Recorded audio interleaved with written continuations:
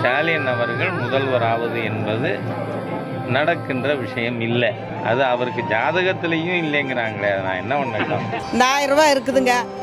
வேலைக்கு போனாலும் வேலைக்கு போகாட்டியும் நம்ம பெத்த பயம் கொடுக்கலனாலும் ஸ்டாலின் எங்களுக்கு மகனாட்டு இருக்கிறார். கட்டம் சரியில்லைங்க, வர்றதுக்கு வாய்ப்பே இல்லைட்டாங்க.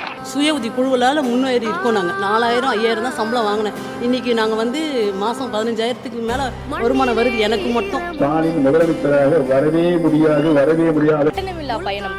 நான் சில நேரங்களில் அந்த ஜன்னலோரத்தில் உட்காந்து நான் மனசுலேருந்து அவருக்கு நான் நன்றி சொல்லியிருக்கேன். இவர் எந்த அளவுக்கு யோசிச்சிருக்கிற ஒரு தாயை போல நம்மளுக்காக அப்படி சொல்லிட்டு நான் அவருக்கு மனசுலேருந்து நான் நன்றி சொன்னேன்.